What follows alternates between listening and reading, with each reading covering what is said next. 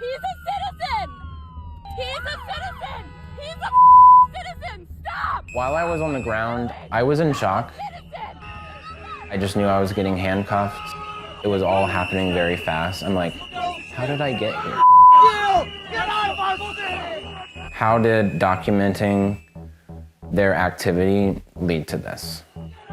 In early November, Border Patrol agents moved into Charlotte, North Carolina. The deployment was part of a broader federal enforcement effort spreading across the country from Los Angeles to Chicago and now Minneapolis. Oh! Cell phone footage has emerged from each city, showing agents detaining immigrants and protesters. The people filming the federal agents call themselves ICE verifiers. These verifiers have since become a focal point in the Trump administration's response to the fatal shooting of Minneapolis resident Renée Good earlier this week. Republicans have said that people following and monitoring ICE are impeding immigration-related arrests and endangering officers and civilians. How do you understand the ICE resistance? This is a cult-like, this is a cult. This is cult behavior. That woman is part of a broader left-wing network to attack, to dox, to assault, and to make it impossible for our ICE officers to do their job. She was a agitator, probably a paid agitator, but in my opinion, she was an agitator. Should we send people to Gastonia, yes or no? This community defense work has been something Decembra has done since 2017, which is how it got started.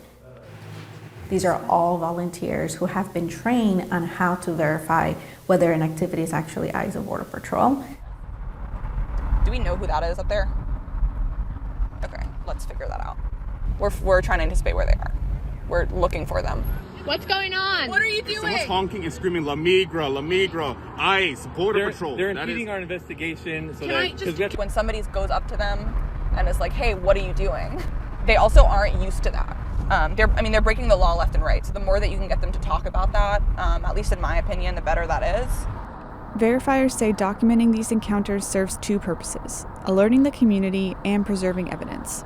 They say video from these interactions can later be used in court.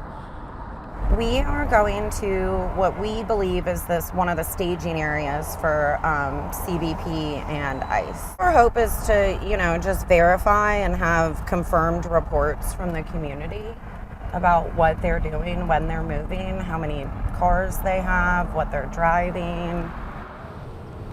This is it, but they are not here.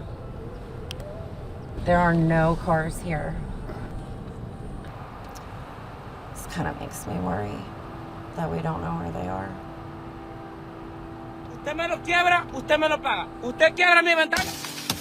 By the end of the week, the Department of Homeland Security had carried out more than 300 detentions across the Charlotte area.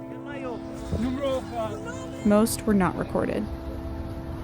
Josh Long was documenting Border Patrol activity on Charlotte's east side when he noticed he was being followed after photographing a Border Patrol vehicle and its license plate. Charlotte 911, do you need police, fire, or medic? Police.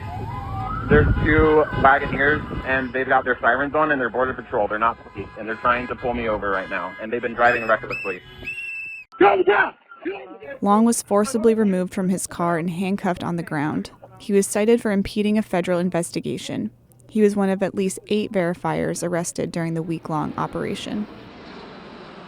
There's like 50 cars here. I'm walking up on foot. They're going out. To me, this feels like a bully has come into town and they're picking on the little guys. And honestly, they're targeting people because of their skin color. Shame on you. Shame on you. I don't regret doing what I did.